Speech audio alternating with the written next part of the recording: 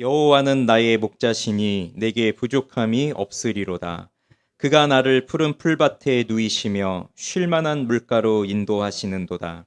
내 영혼을 소생시키시고 자기 이름을 위하여 의의 길로 인도하시는도다.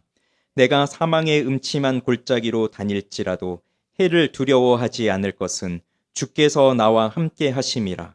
주의 지팡이와 막대기가 나를 안위하시나이다. 주께서 내 원수의 목전에서 내게 상을 차려주시고 기름을 내 머리에 부으셨으니 내 잔이 넘치나이다. 내 평생의 선하심과 인자하심이 반드시 나를 따르리니 내가 여호와의 집에 영원히 살리로다. 아멘.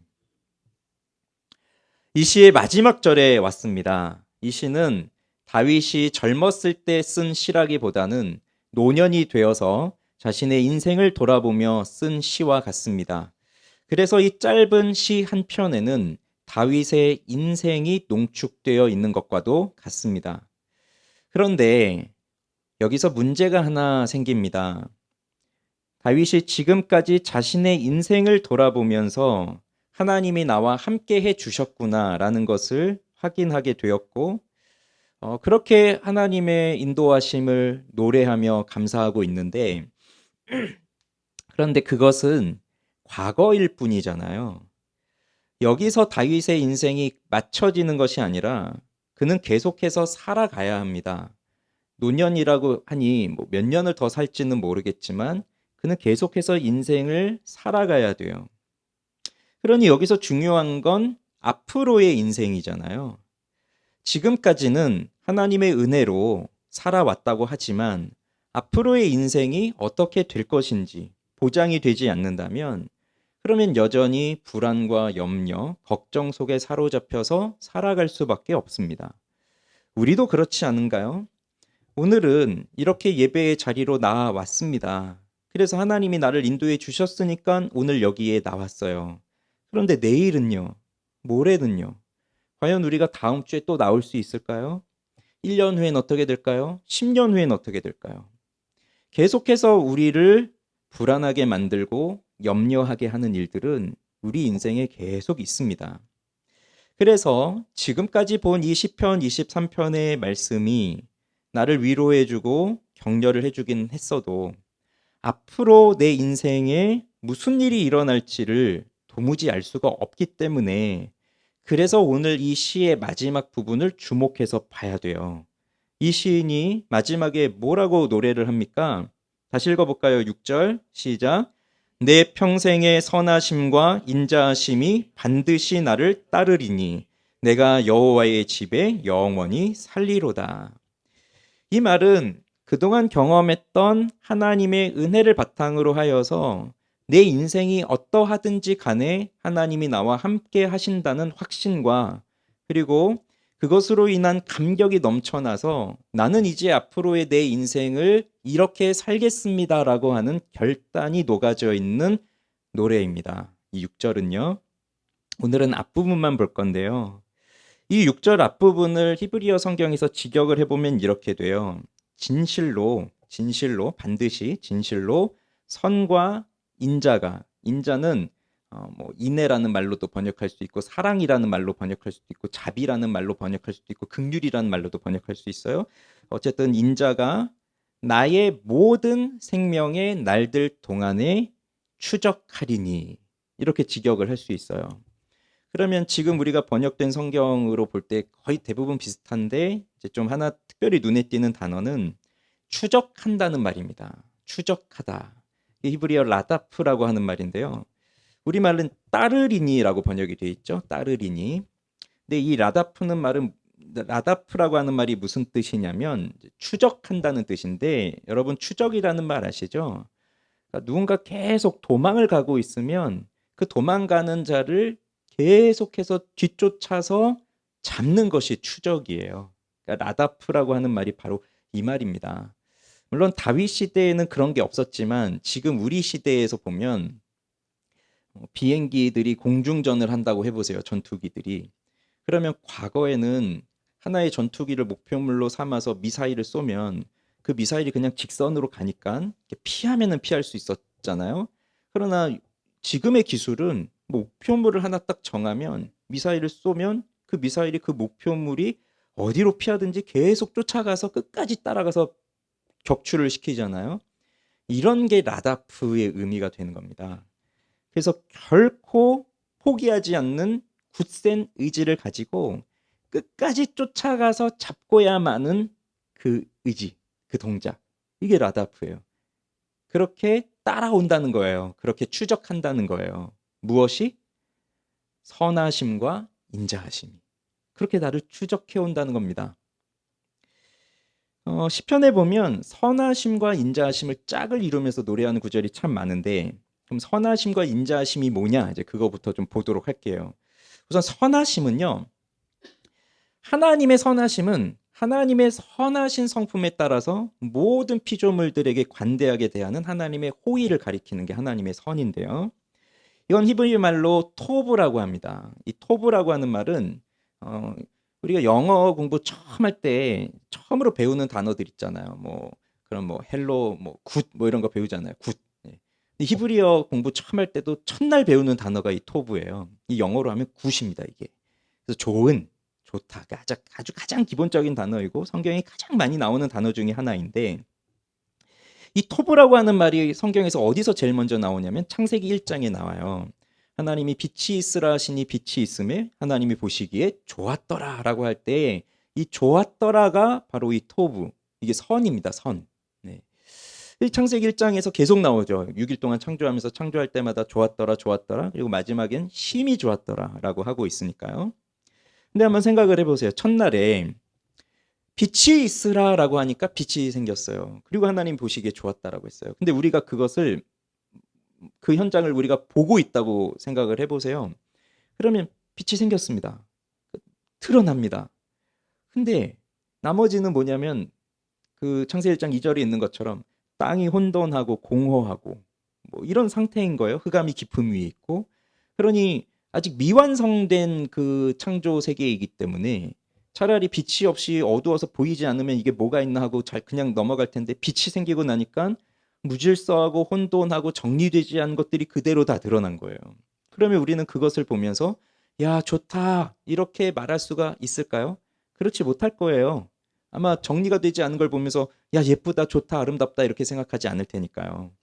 그래서 이 의미를 모르고 창세기 1장을 읽었을 때는 하나님이 보시기에 좋았더라, 보시기에 좋았더라, 이런 의미를 우리가 마치 높은 산에 올라가서 아름다운 경관을 내려다보면서 야, 정말 좋다, 아름답다, 이게 나도 모르게 감탄사로 나오잖아요. 그런 것처럼 하나님이 하나하나 만드시면서 야, 좋다, 너무 좋다, 예쁘다, 아름답다, 이런 걸로 알고 있었는데 그런 의미가 아니라는 겁니다. 이것은 내가 보기에 좋은 선, 그러니까 내가 볼 때에 좋은 것, 그게 아니에요. 내가 볼 때에 아름다운 것이 아니에요. 이것은 하나님이 보실 때 좋은 겁니다. 그래서 이 선이라고 하는 개념은요, 이 토브, 여기 성경에 나오는 이 선, 선하심이라고 할 때 이 개념은 하나님이 뜻하신 거예요. 하나님의 목적이에요.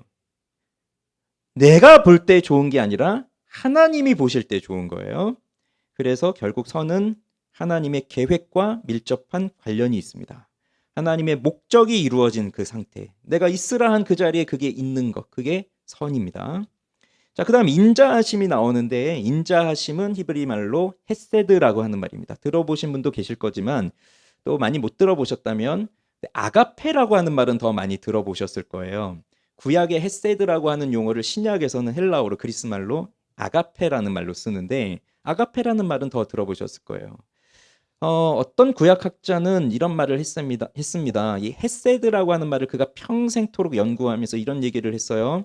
내가 30여 년 동안 이 헤세드라는 단어를 연구했지만 이제서야 그 단어의 의미에 도입구에 들어갔을 뿐이다.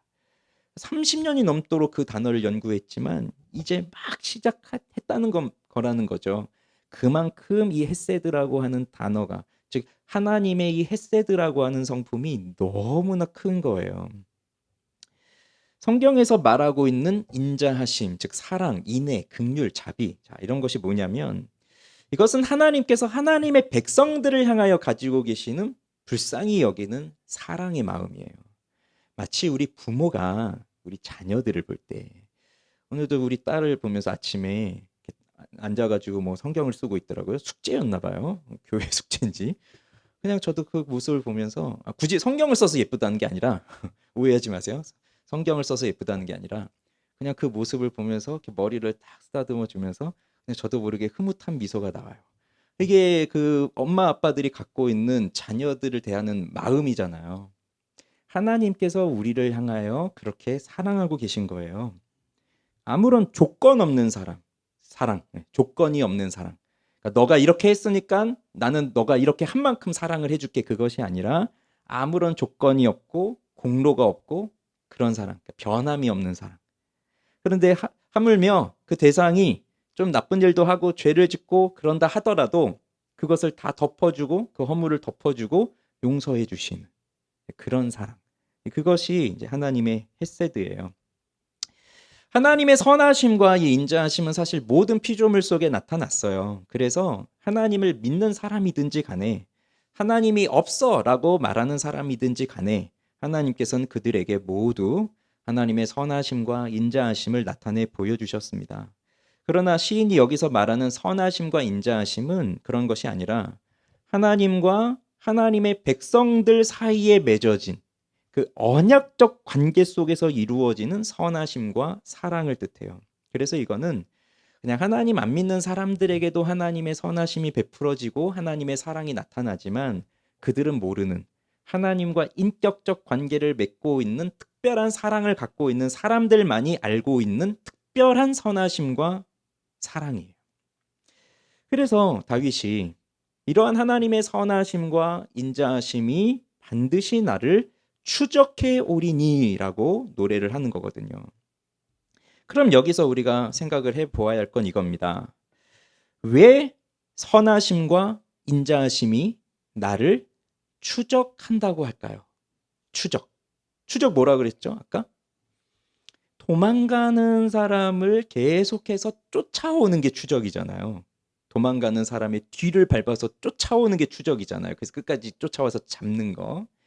그러면 다윗이 여호와께서 나를 푸른 풀밭으로 뭐 쉴 만한 물가로 사망의 음침한 골짜기에서 원수들 앞에서 이렇게 다 해주셨다면 그러면 그 여호와의 선하심과 인자하심 속에서 딱 살아가고 있으면 이 선하심과 인자하심이 다윗을 추적해 올 필요가 있을까요?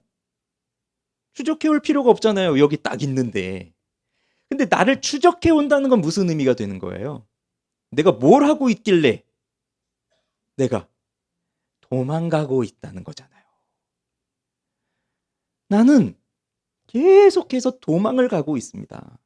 그런데도 이 여호와의 선하심과 인자하심이 나를 추적해 오고 있습니다. 이런 말이 되는 거잖아요. 몇 주 전에 그 양의 습성을 말씀드리면서 양들이 우리 신자들이 그러니까 하나님께서 푸른 풀밭에 누이시고 쉴 만한 물가로 인도해 주셨지만 처음엔 거기서 좋다고 이렇게 있지만 시간이 지나고 나면 틈만 나면 어떻게 도망가 볼까 해서 이리저리 눈치 보고 어디 구멍이라도 하나 나 있으면 거기 머리 박고 도망가 보려고 하고 그런 게 이제 양의 습성, 즉 우리들의 습성이라고 말씀을 드렸잖아요. 그러니 우리는 어떻게든 하나님의 품에서 떠나서 도망가 보려고 하는 게 우리들이고 그리고 실제로 도망가서 살고 있는 게 우리들이에요. 정말 이상하지 않습니까? 하나님의 선하심과 인자하심이 얼마나 좋은 건데 그걸 맛보았으면서도 왜 거기에서 만족하지 못하고 자꾸 도망을 다니는 것일까요? 어떤 분은 동의하지 않으실 수도 있어요. 나는 도망간 적 없습니다. 내가 얼마나 교회를 열심히 다녔는데요. 내가 얼마나 열심히 하나님을 섬겼는데요. 이렇게 생각하실 수도 있어요. 그렇지만 내가 하나님의 선하심과 인자하심을 어떻게 도망 다녔는지, 어떻게 거기서 점점 멀어져 있는지를 한번 우리가 지금 생각을 해보고 그렇게 도망 다니고 있는 나에게 어떻게 그 선하심과 인자하심이 나를 추적해 왔었는지를 좀 돌아보도록 할게요. 아까 선이 뭐라고 말씀드렸습니까? 선은 하나님께서 보실 때에 좋은 것이 선이에요. 그러니 내가 볼 때 좋은 것이 아니라 내가 생각할 때 내 기준이 좋은 게 선한 것이 아니라 하나님의 기준이 좋은 거예요. 하나님이 보실 때. 여기서 우리의 문제가 나타나는 거예요. 하나님의 좋은 게 있고 내가 볼 때 좋은 게 있는데 이게 일치가 된다면 문제가 되지 않겠죠. 그런데 이게 차이가 나는 거예요. 그런데 나는 계속해서 자기 중심적 생각을 가지고 있으니까 내가 생각하는 좋은 것이 이루어지지 않으면 하나님의 선은 없다고 생각하는 거예요. 그러다 보면 어떤 생각이 들까요? 하나님은 선하지 않으시다. 그러니까 하나님의 선하심에 대한 의심이 생기는 거예요. 뭐 예를 들어 볼까요? 여기 이제 뭐 우리 다양한 연령대가 있으세요. 뭐 20대부터 해서 다양한 연령대가 있는데 만약에 여러분의 지금까지 인생을 살아오면서 여러분 인생에 계획이 있었잖아요. 그냥 살진 않으셨잖아요. 그럼 뭐 20대 청년들의 경우에는 내가 어떻게 학교를 가고 어떻게 공부를 하고 어떻게 진로를 정해서 어떻게 직장에 가고 뭐 이런 것부터 시작해서 계획을 세우고 몇 살이 되면 결혼을 하고 뭐 이런 계획들을 세울 거예요. 그리고 이미 결혼하고 인생을 살아오신 분들은 어떻게 또 우리 가정에 또 재산을 불리고 또 노후를 마련하고 그다음 자녀들을 어떻게 양육시키고 할 것에 대한 계획을 가지고 이제 살아오셨을 텐데 그런데 우리가 그런 계획과 목적을 가지고 지금까지 살아왔지만 내가 계획하고 생각한 대로 모든 것이 다 이루어졌다라고 하시는 분은 우리 중에 아무도 없으십니다. 늘 안 되는 게 너무 많아요. 근데 생각만 하고 계획만 하고 아무 노력도 하지 않았다. 그러면 할 말이 없죠. 그런데 어떤 분은 정말로 노력을 많이 하신 거예요. 무의도식하지 않고 진짜 내 목표를 가지고 정말 죽을 힘을 다해서 노력을 했어요. 그러면 내가 노력한 만큼이라도 결과가 나와야 되는데 내가 노력한 만큼도 결과가 안 나오는 거예요. 그러면 무슨 생각이 들어요? 하나님이 정말 살아 계실까? 내가 하나님이라면 나한테 과연 이렇게 하실까? 이런 하나님이 정말 하나님이실 수 있으실까? 이런 불만이 생기는 거예요. 그게 곧 하나님이 선하시다. 아무리 성경은 그렇게 이야기하고 선하심과 인자하심이 영원하다. 아무리 그렇게 이야기하고 노래하라고 설교하고 그렇게 가르친다고 해도 내 인생 속에서 한번 그렇게 어그러진 것들이 나타나고 내가 생각하고 있는 일들이 제대로 이루어지지 않고 결국 그 원인을 찾아가다 보면 하나님이 이걸 도와주지 않으셔서 이렇게 됐네라고 하면 결국 하나님은 없어. 하나님은 선하지 않으셔. 하나님이 선하신데 어떻게 이런 악한 일들을 그대로 내버려 두실 수가 있어? 이런 생각을 할 수밖에 없는 거예요. 이 생각의 문제가 어디서 오는 걸까요?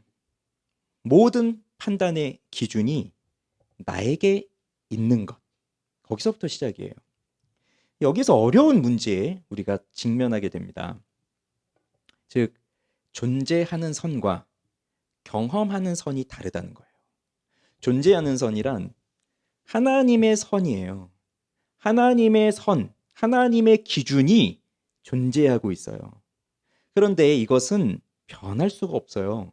우리가 아무리 하나님 앞에 가서 기도하고 해서 하나님 이걸 좀 바꿔주십시오. 하나님의 계획을 바꿔주십시오. 하나님의 뜻을 바꿔주십시오라고 아무리 우리가 기도해도 하나님한테 잘 보이려고 좀 불쌍히 여겨 보이려고 금식도 하고 작정 기도도 하고 새벽마다 나오고 해도 변하지 않는 존재하는 선이 있어요.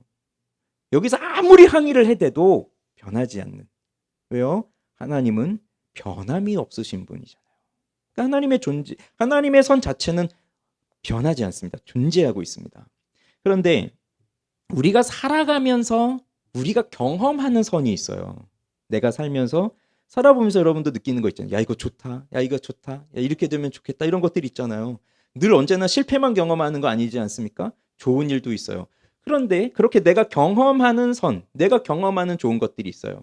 그러나 존재하는 선이 만약에 여기 이렇게 있다면 내가 인생 속에서 경험하는 선은 요 아래에서 계속 이렇게 왔다 갔다 하는 거예요. 근데 이게 살면서 점점 격차가 벌어져요. 그럼 무슨 생각을 할 수밖에 없나요? 결국은 나는 내가 경험하는 선은 하나님의 선이 아니라 내가 생각하고 있는 선만을 경험하다 보니까 결국은 하나님의 선은 없다. 그리고 내 선이 가장 중요하다. 내 인생에서 내가 볼 때 중요한 것이 그게 좋은 것이다. 내가 좋은 것이 그게 중요한 것이다. 이렇게만 이제 되는 거예요. 결국 성화의 삶이란 뭘까요? 성화의 삶, 우리 그리스도인들이 살아가야 할 성화의 삶이란 뭘까요? 이 존재하고 있는 하나님의 선과 내가 경험하는 나의 선이 일치되어 가는 것이 성화예요. 근데 이게 하나님의 선을 나한테 끌어당겨 가지고 하나님이 뭔가 좀 뜻을 포기하시고 나한테 맞춰주시는 그 선이, 그 일치가 아니라 하나님의 존재하는 선을 내가 인정하고 내가 그 앞에 순복하고 엎드리는 거. 그래서 하나님의 뜻을 맞추는 거. 내가. 그게 이제 성화의 삶이에요. 그래서 성화의 가장 좋은 단계는 나의 품은 뜻, 주의 뜻같이 되게 하소서. 이게 성화의 가장 끝이에요. 내가 뭘 생각하든지 내가 뭘 바라든지 하나님의 뜻과 동일한 거예요.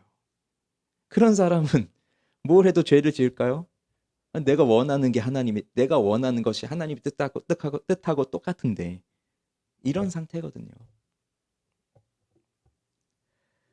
그래서 이 존재하는 하나님의 선을 내가 받아들이지를 않고 계속해서 나의 선, 그러니까 나의 목적, 나의 계획, 나의 기준 이것만 계속해서 부르짖고 하나님한테 당신이 꺾어서 나의 뜻에 맞춰주십시오. 그런 모습만 보이고 하나님 앞에서 꺾일 줄 모르는 완고한 고집만 가지고 살아간다면 그것은 불순종의 삶입니다. 불신앙의 삶이에요. 불신앙. 이런 사람이 교회는 잘 다닐 수 있어요. 예배는 잘 드릴 수 있어요. 아니 더 잘할 수 있어요. 왜냐하면 내가 이렇게 교회도 빠지지 않고 나오고 봉사도 누구보다도 더 열심히 하고 예배도 빠지지 않고 내가 기도도 더 많이 해야 하나님이 내 뜻에 맞춰주실 거라고 생각을 하니까 오히려 이런 사람들은 더 열심히 교회도 나오고 더 열심히 신앙생활도 하고 그런 거죠. 종교적인 사람이 되는 거예요. 그러나 하나님의 뜻에 내 뜻을 꺾지를 않는데 그 사람을 어떻게 믿음의 사람, 신앙의 사람이라고 말할 수 있겠어요? 사랑도 마찬가지입니다. 사랑도 우리는 이렇게 생각을 해요. 저분이 나를 사랑하신다라고 한다면 내가 원하는 걸 저분이 해주셔야 진짜 나를 사랑하는구나 이렇게 생각하는 경우가 더 많아요. 그래서 하나님이 나를 사랑하신다고 그렇다면 내가 이것이 필요하고 이것을 내가 원하고 있으니 하나님이 나한테 이렇게 해주셔야 돼 이런 생각을 가지고 있는 거예요. 그러니 내가 좋은 직장에 취직도 해야 되고 뭐 좋은 사람 만나서 연애도 해야 되고 내가 또 결혼도 잘 해야 되고 그리고 아이들을 낳으면 그 아이들은 내가 생각한 대로 착착착 따라와줘서 좋은 학교에 잘 가고 좋은 대학에 가고 좋은 직장에 가고 좋은 사람 만나서 또 결혼하고 이런 것들을 내가 다 생각하고 있는데 하나님이 나한테 정말 나를 사랑하신다면 그것들이 다 잘 되게 해주셔야 된다는 거죠. 그러면 우리도 보면서 저 사람은 어떻게 사는 주식마다 다 오르지? 근데 나는 어떻게 이렇게 고심하면서 골랐는데도 왜 내가 산 건 다 망하지? 하나님은 왜 나한테 꿈에서 그런 얘기 안 해주시지? 이걸 사라. 저기 아파트에 투자해라. 왜 이런 걸 말씀 안 하시지? 그래서 어떤 사람은 뭘 해도 다 되는 것 같은데 어떤 사람은 뭘 해도 다 안 돼요. 근데 뭘 해도 안 되는 사람은 바로 나죠. 그렇지 않은가요? 내가 그렇잖아요. 뭘 해도 잘 안 되잖아요. 그러면 끊임없이 불평이 생기고 원망이 생겨요. 그러면 이런 생각이 들어요. 하나님이 저 사람은 사랑하시는구나. 우리 김 집사님은 사랑하셔. 우리 박 집사님은 사랑하셔. 근데 나는 사랑하지 않으시는구나. 이런 마음이 들어요. 여러분 정말 하나님의 사랑을 경험하고 계신가요? 하나님의 사랑을 느끼고 계신가요? 아마 그렇지 않을 때가 더 많을 겁니다. 하나님의 사랑이 무엇인지 그냥 막연하게만 다가올 뿐이에요. 그렇게 되면 기독교의 가장 큰 진리라고 할 수 있는 하나님은 사랑이시다라고 하는 이 진리가 우리에겐 아무 소용이 없습니다. 그냥 속이 빈 깡통 같은 소리가 되는 거예요. 그래서 사도 바울은 로마서 8장 28절에서 하나님을 사랑하는 자 곧 그 뜻대로 부르심을 입은 자들에게는 모든 것이 합력하여 선을 이루느니라 라고 말씀하고 있어요. 모든 것이 합력하여 선을 이룬다고 하고 있어요. 여기 합력한다는 말은 함께 일한다는 뜻이에요. 함께 작동하고 함께 사역하고 함께 일한다. 시계 있잖아요. 우리 그 바늘 시계, 그 전자 디지털 시계 말고 진짜 바늘로 된 시계 옛날에 보면 여러 가지 톱니바퀴가 이렇게 엉켜서 돌아가잖아요. 다양한 부품들이 큰 것도 있고 작은 것도 있고 하나는 뭐 이런 방향으로 하나는 다른 방향으로 이렇게 돌지만 그래서 다 각자 이렇게 있는 것 같지만 다 그것이 하나가 되어서 함께 움직여 가면서 시침과 분침과 초침을 정확하게 맞춰가는데 그중 하나라도 빠지거나 그중 하나라도 다른 그 방향으로 돌거나 하면 이 시계가 움직일 수 없어요. 그런 것이 합력한다는 거예요. 모든 것이 함께. 근데 함께 하는데 뭘 위해서 하는 거죠? 하나의 목적을 위해서 하는 거예요. 하나의 목적. 그게 중요한 겁니다. 그러면 하나님의 선도 그렇게 생각해 볼 수 있어요. 선은 곧 목적이니까. 하나님의 뜻하신 바 하나님의 목적이니까 결국 선하다고 하는 것은 모든 것이 다 함께 어우러져서 하나님의 목적을 이루어 가는 것입니다. 그래서 그 일을 위해서 어떤 사람에게는 때로는 고통스러운 순간이 찾아오기도 하고 어떤 사람에게는 기쁜 순간이 찾아오기도 하는 거예요. 그것을 우리는 하나님의 섭리라고 말을 하는데 문제는 이게 우리가 내 인생의 모든 면을 다 볼 수 없다는 것에 있어요. 우린 단면만 보죠, 단면만. 우리 대부분 이제 자녀들을 키우시는 분들이시니까 이제 엄마의 관점으로 한번 생각을 해봐요. 엄마의 관점으로 우리 아이들을 생각을 해보세요. 그럼 엄마들이, 아빠들이 살아온 인생이 있습니다. 그러면 그만큼 살아온 인생에 따라서 인생의 연수에 따라서 세상을 보는 관점이 다 있으시죠. 근데 우리 아이들이 살아가는 데 있어서 아이들도 자신들만의 삶의 관점이 있어요. 그러면 엄마의 관점이 이렇게 있다면 이제 3살밖에 안 된 그 아이의 관점은 어디에 이를까요? 엄마보다 더 클까요?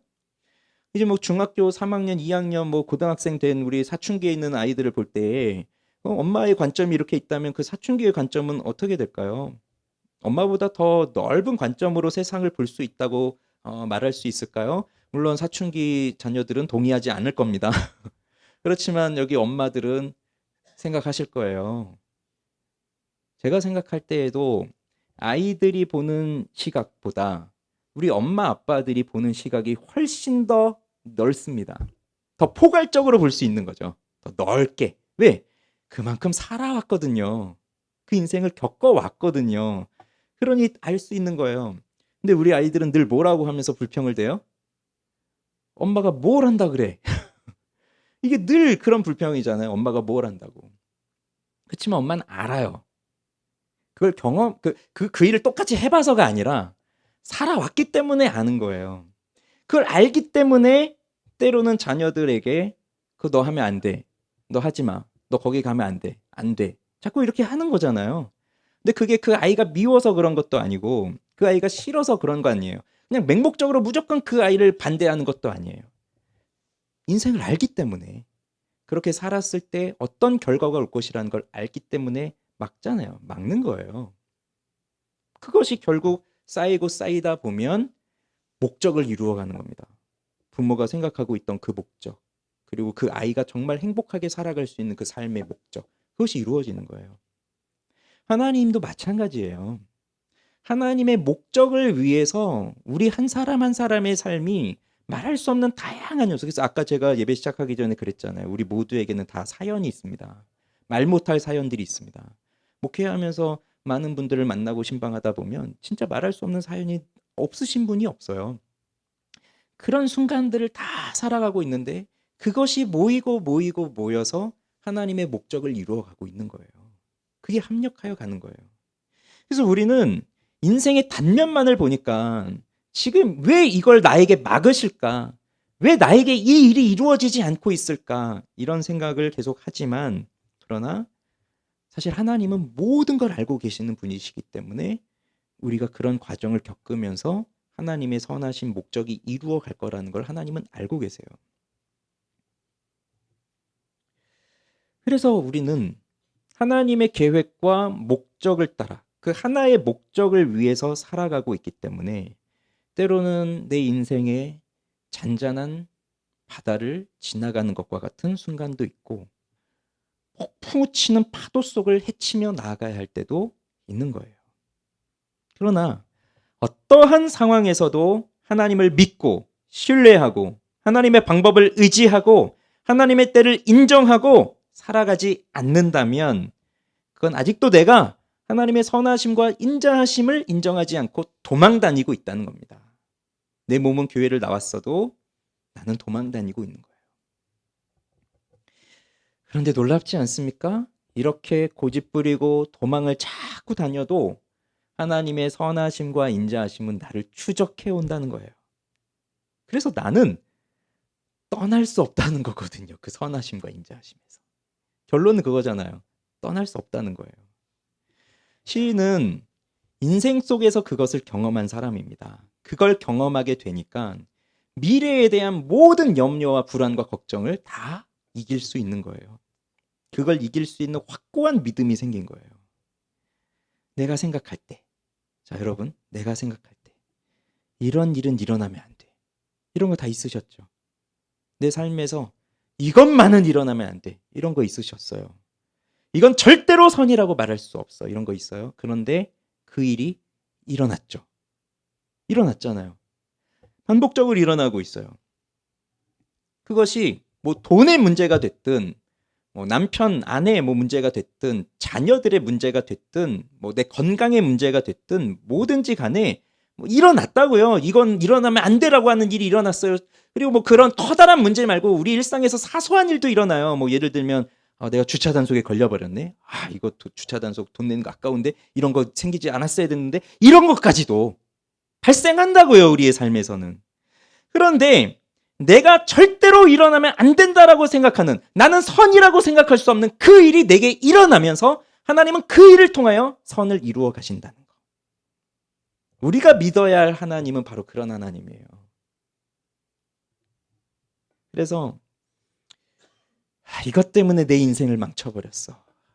이것만 없었으면. 그때 내가 이렇게 결정만 안 했으면.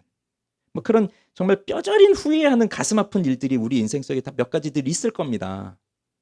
근데 하나님은 그걸 사용하셔서 지금 여기까지 우리를 인도해 오신 거예요. 그 모든 것들이 합력해서 선을 이룬 거예요. 여러분, 이미 지나간 일이에요. 그러니 뭐 지금 후회한들 뭐 하겠습니까? 이미 지나갔어요. 그리고 우리가 그 일들을 겪었기 때문에 우리 오늘 지금 여기에 와 있는 겁니다. 그리고 앞으로 오게 될 일들도 마찬가지예요. 내가 정말 맞닥뜨리고 싶지 않은 순간들. 지금으로도 족합니다. 그렇게 생각하지만 앞으로는 더 큰 것들이 올 거예요. 지금까지 경험해보지 못한 것들이. 그게 우리 인생이라고요. 그런데 여호와를 목자로 모시고 살아가는 신앙이 없다면 그런 순간이 올 거예요 라고 이렇게 예고를 해드려도 막상 그것이 오면 그 자리에서 넘어지는 거예요. 하나님 어떻게 그러실 수 있습니까? 하나님 정말 선하십니까? 그러면서 정말로 도망가 버릴 겁니다. 그러나 하나님을 목자로 모시고 살아온 사람들. 그래서 1절부터 5절까지 다 기억나세요? 1절부터 5절? 그 1절부터 5절까지의 그 인생을 정말 내 삶 속에서 경험했던, 하나님이 나를 이렇게 인도해 오셨구나라는 것을 경험한 사람들은 어떠한 상황이 내게 온다 할지라도, 지금까지 내가 경험한 것보다 더 큰 초유의 상황들이 내 앞에 발생한다 할지라도 나는 절대로 무너지지 않습니다. 그 신앙을 갖는 겁니다. 그러면서 하나님을 찬양하는 거예요. 찬양. 여호와께 감사하라. 그의 선하심과 인자하심은 영원함이로다. 이 찬양을 부를 수 있는 거예요. 이 시가 다윗의 시잖아요. 다윗은 자신의 인생에서 여호와의 선하심과 인자하심을 많이 맛보았던 사람입니다. 그래서 오늘 마지막은 이 다윗이 경험했던 여호와의 선하심과 인자하심을 좀 나누려고 해요. 우리 최근에 이제 새벽에 우리 매일 성경 본문에 따라서 역대상 말씀을 묵상하고 있습니다. 이제 지난주 말씀부터 본격적으로 다윗 이야기가 나오기 시작합니다. 다윗이 온 이스라엘의 왕이 되고요. 그 다음에 나오는 게 다윗의 용사들이 소개되고 있어요. 다윗의 일대기를 쓰고 있는 사무엘서 같은 경우는 이 용사가 제일 마지막, 다윗의 죽기 전에 가장 마지막에 이 용사들이 언급되는데, 역대기서는 시작하면서 이 용사들을 먼저 소개해주고 있습니다. 이름들이 나옵니다. 뭐 지루하게 우린 잘 모르는 이름들이 나오지만 그 용사들을 소개해줄 때 또 한 이야기가 실려 있어요. 다윗이 아둘람굴에 있을 때 아마 사울을 피해서 도망 다니고 있을 때였을 거예요. 그러니 이때는 아직 기름 부음을 받았지만 아직 이스라엘의 왕이 되지 않았고 사울이 왕이었을 때예요. 사울이 다윗을 죽이려고 했기 때문에 다윗은 도망 다니고 있을 때, 그때 다윗이 이런 말을 합니다. 누가 내게 베들레헴 성곁 우물 물을 마시게 할까? 이게 소원인 것처럼 말을 해요. 근데 이걸 뭐 누구 사람들한테 한 것 같진 않아요. 뭐 누구 시켜가지고 내가 그 물을 마시고 싶으니 내게 이 물을 가져다 주는 사람에겐 내가 상을 내리리라. 내가 나라를 차지하면 너에게 높은 관직을 주리라. 뭐 이런 것이 아니라 그냥 되뇌이는 거예요. 누가 베들레헴 성문 곁 우물물을 내게 마시게 할까? 왜냐면 지금 거길 갈 수가 없거든요. 지금 사울에게 쫓겨다니고 있지만 또 블레셋이 쳐들어와서 블레셋이 그 베들레헴의 주변에 진영을 쳤단 말이에요. 갈 수가 없는 상황이에요. 이건 아마도 뭐 목이 마라서 그런 거 아니잖아요. 물은 거기도 많거든요. 근데 그 그리움 아니겠어요? 그리움? 고향에 대한 그리움? 가고 싶은 그리움? 근데 이제 나는 갈 수 없구나. 뭐 이런 거. 신세 한탄과도 같죠. 어떻게 보면. 그런데 옆에 있던 3명의 용사가 그 다윗의 말을 듣고 진짜 간 거예요. 그래서 그 블레셋의 적진을 뚫고 그 진영을 뚫고 이 3명이서 뚫고 가가지고 그 우물물을 퍼다가 다시 돌아온 거예요. 그리고 다윗에게 그 물을 바쳐요. 그때 다윗이 어떻게 하죠? 그 물을 먹었나요? 마실 수 없죠. 그 사람들한테 시킨 것도 아니었어요. 그냥 혼자 했던 말인데 그들은 그렇게 갔다 온 거예요. 근데 이게 그냥 편하게 갔다 온 게 아니라 진짜 목숨 걸고 갔다 온 거예요. 뭐 블레셋 사람 몇 사람 지키고 있는 거 몰래 빠져나간 게 아니라 그 진을 뚫고 들어갔다 온 거니까. 그는 이게 그들의 목숨이라 생각하고 마시지 않았고 그걸 여호와께 부어드렸어요. 제사 형식에도 보면 우리 짐승으로 불태우고 그런 뭐 제사도 있지만 액체를 쏟아붓는 제사도 있거든요. 그걸 전제라고 하는데 보통은 포도주를 붓는데 물을 부어드린 거죠. 하나님께 드린 거예요. 하나님께. 이상하지 않습니까?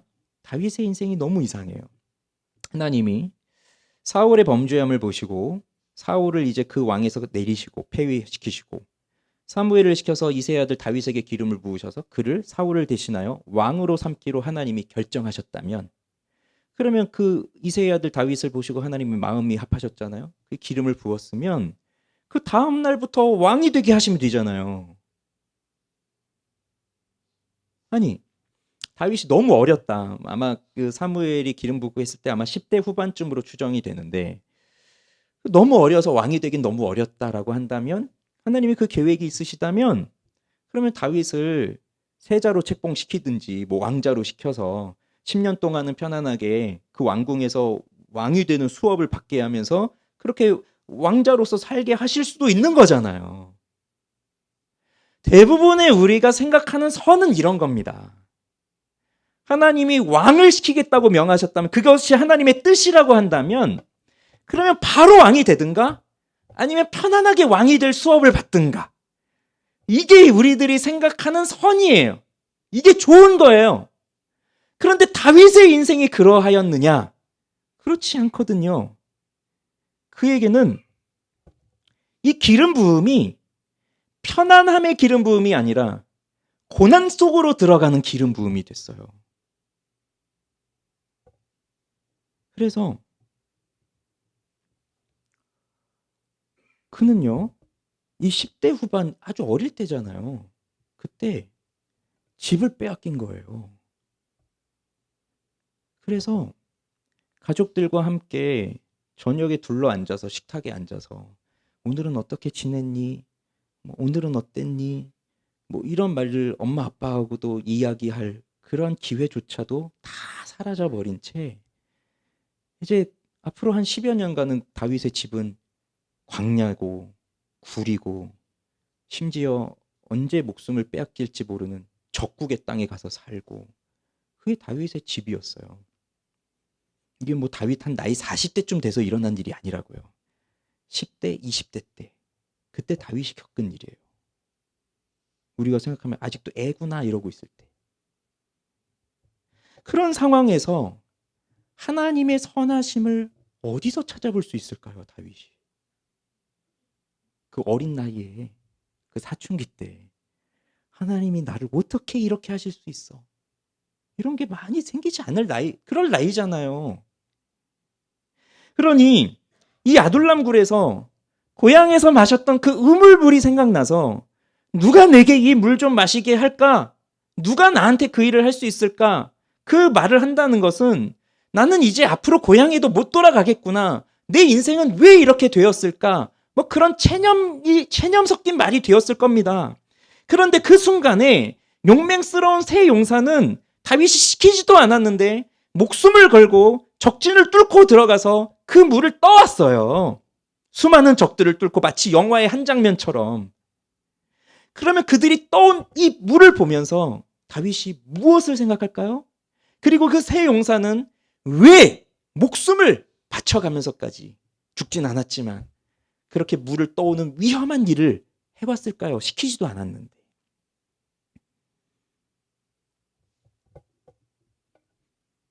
그 물을 떠온 용사들은 아마 이런 마음이었을 거예요.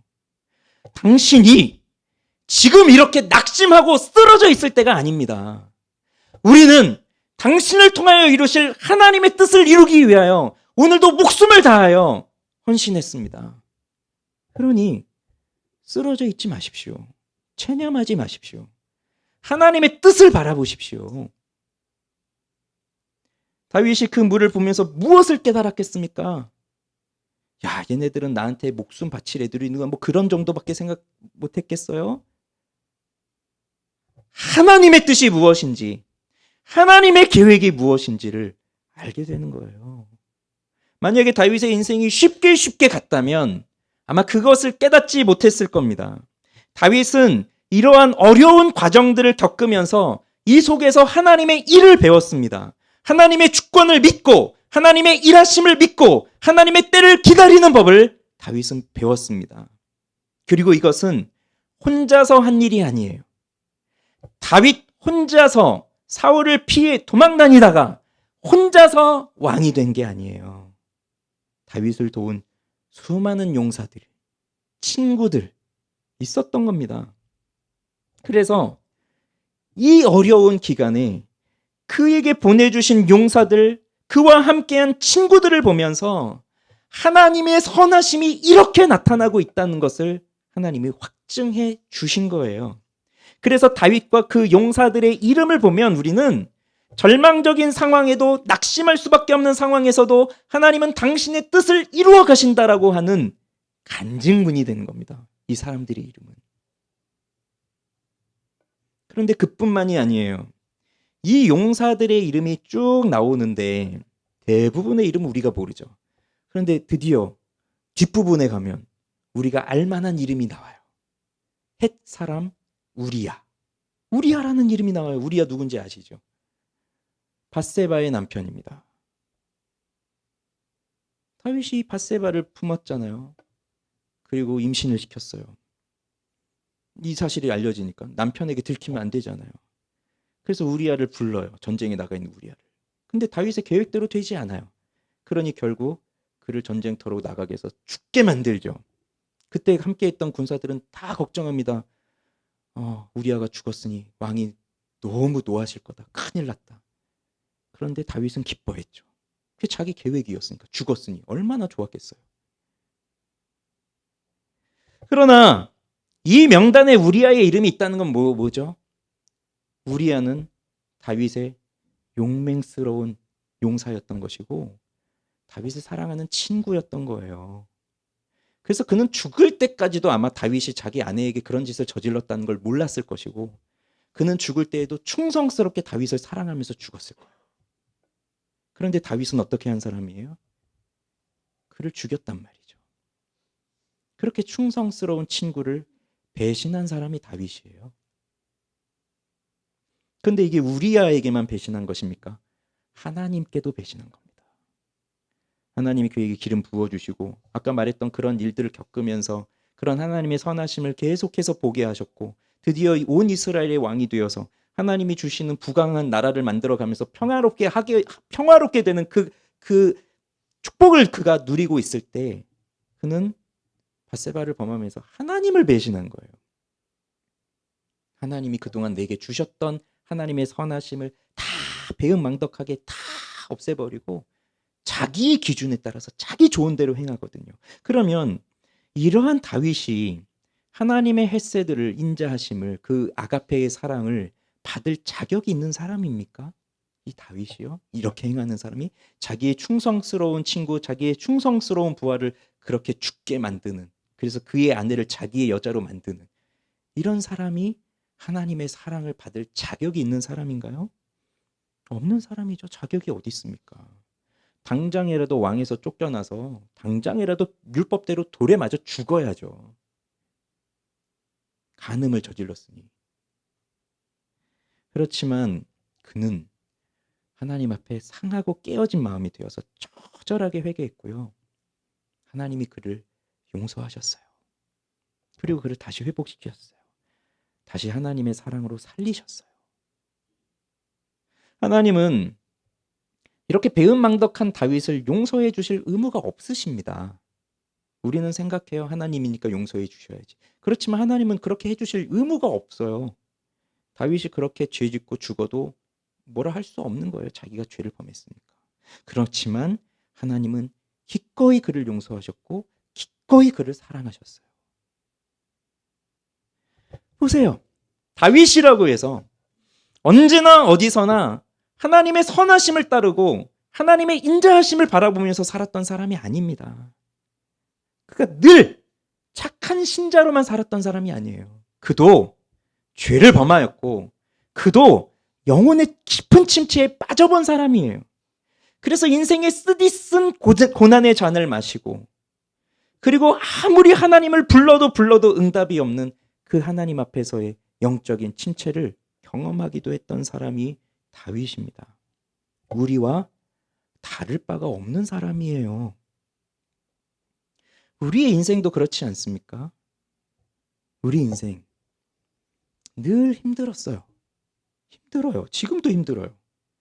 내 마음대로 되지 않아서 좌절도 되고 그러면 하나님을 원망하고 하나님의 선하심에 대해서 의심하게 되고 그러니 하나님은 없어, 하나님은 안 계셔라고 차마 말은 못해도 하나님은 나만 사랑하지 않는 것 같아 이런 말은 수없이 하면서 살아왔던 것이 우리 인생이에요.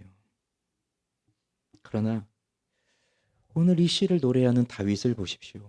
그는 우리보다 몇십 배 아니 몇백 배 더 고통스러운 삶을 살았던 사람이었지만 그는 그 속에서 하나님의 선하심을 맛보았고요. 하나님의 인자하심을 맛보았어요. 그에게 이 어려운 고통의 시간이 없었다면 그에게 죄로 인해서 넘어지는 고통의 시간이 없었다면 그는 하나님의 선하심과 인자하심을 잘 몰랐을 겁니다. 이렇게 내게 오지 않았으면 할 그 일들을 통해서 하나님은 나를 변화시켜 가시고 하나님의 선을 이루어 가시는 분이에요. 그렇다면 이러한 하나님의 선하심을, 인자하심을 우리가 무엇으로 알 수 있을까요? 이건 다윗의 이야기이고 나의 이야기가 아니잖아요. 그런데 이것보다 더 확실한 예가 없습니다. 하나님 아버지께서 그 사랑하는 아들을 버리셨다는 것. 이것만큼 확실한 예가 없어요. 하나님 아버지는 그 아들 예수 그리스도의 탁월함과 완전함과 그 온전한 순종을 너무 기뻐하셨죠. 그래서 영원 전부터 서로 사랑하는 그 사랑의 관계였는데 어느 날 그를 버리세요. 그에게 뒤집어 씌운 우리의 죄로 인하여서 그를 향한 진노를 참으실 수가 없으셨어요. 그 죄를 향한 진노를. 왜 그러셨나요?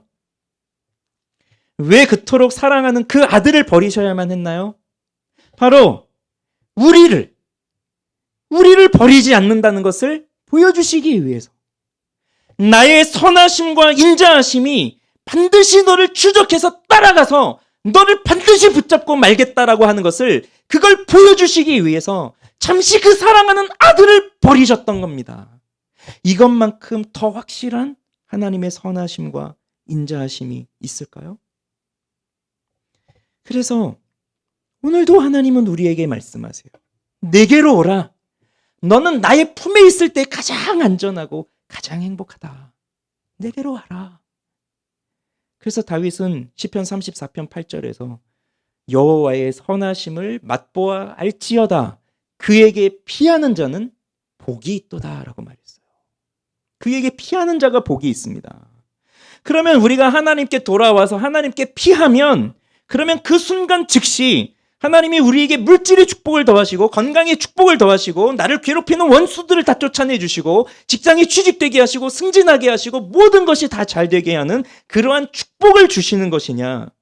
물론 그러실 수도 있지만 대체로 그렇지 않으실 때가 더 많습니다. 그래서 여기서 선하심과 인자하심이 반드시 나를 따른다, 추적해온다라고 할 때 그 선하심과 인자하심은 내가 원하는 모든 것을 다 이루어준다는 것이 아닙니다. 오해하지 마십시오. 하나님은 나의 목자가 되셔서 나의 평생에, 내가 사는 날 동안에, 내 생명의 날들, 모든 내 생명의 날들 동안에 하나님의 그 선하심과 인자하심이 나를 추적해서 따라오는구나. 그러니 나는 이제 여호와를 목자로 보시며 살면 나는 뭘 해도 성공하는구나. 나는 이제 돈을 잘 벌겠구나. 나는 사업을 해도 성공하겠구나. 나는 이제 자녀들의 복이 있겠구나. 그런 선하심이 아니라는 거. 그런 물질적, 번영적 그런 축복이 아닙니다. 때로는 고난이, 아픔이, 슬픔이, 그래서 그 존재하는 선과 내가 경험하는 선의 격차가 이렇게 벌어져 있어서 이것 때문에 내가 이렇게 고통스럽고 괴롭다는 것을 더 알게 하기 위해서 때로는 하나님이 우리의 환경을 흔드세요. 그래서 잔잔한 고요하던 내 환경들이 갑자기 여기저기서 막 터지는 거예요. 뭐 빚 문제가 생기든, 뭐 애들이 어디 가서 사고를 쳐서 오든, 뭐 건강에 문제가 생기든. 그리고 내 마음을 흔드시는 거예요. 왜? 내 마음속에 너무 완고한 죄가 자리 잡고 있거든요. 무엇으로 해도 이게 고쳐지지 않으니까. 그래서 내게 닥쳐오는 이런 고난과 이 뒤흔들리는 이 환난과 어려움은 죄지은 나를 향해서 하나님이 보복하시고 복수하시는 것이 아니라 이건 하나님의 애끓는 사랑의 표현이에요. 우리가 아이들을 대할 때 아이들이 뭔가 잘못될 것 같으면 엄하게 해서라도 올바른 길을 가도록 하는 것처럼 하나님은 그렇게 우리를 다루어 가시는 거예요. 그래서 정말로 하나님께 돌아오는 자에게는 하나님이 진정한 복을 주시는데, 그건 하나님과의 인격적 사귐과 인격적 만남을 통해서 누리는 참된 자유와 평안함이에요.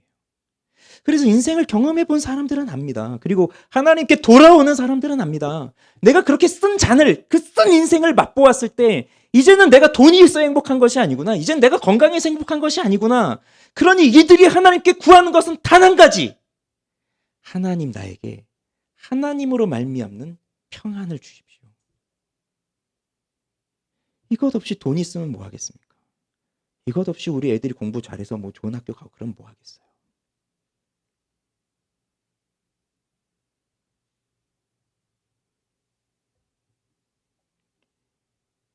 그러니 나의 인생을 돌아보세요. 이 시편 23편은 다윗의 인생을 돌아보는 것이지만 동시에 나의 인생을 돌아보게 하는 거거든요. 내가 푸른 풀밭에 있을 때, 쉴만한 물가에 있을 때, 때로는 사망의 음침한 골짜기를 지나가고 있는 것과 같을 때, 영혼의 깊은 침체에 빠져서 기도하려고 해도 기도할 수가 없고, 하나님을 찬양해도 하나님은 받지 않으시는 것 같고, 그런 시간을 지나가고 있을 때 다 돌아보면서 그래도 그 순간에도 하나님이 계셨구나. 그 순간에도 하나님이 나와 함께 하셨구나. 그걸 깨닫게 해주는 말씀이잖아요. 그러니 여러분, 나의 인생을 보면서 절망할 이유가 없습니다. 낙심할 이유도 없습니다. 하나님은 선하세요. 그리고 하나님은 인자하신 분이에요. 그래서 그 하나님의 선하심과 인자하심이 자꾸 도망가려고 하는 나를 추적해와요. 그러면 도망가려고 하는 나의 의도는 성공할 수 없습니다. 그러니 여러분, 도망가봐야 못 갑니다. 왜 자꾸 도망가려고 하세요? 그러니 이제 도망가지 마시고 이제 두 손 들고 하나님 앞에 나와서 엎드리세요. 그게 우리의 목자이신 하나님을 따르는 삶이고 그게 진정한 행복이에요. 우리 찬양하겠습니다.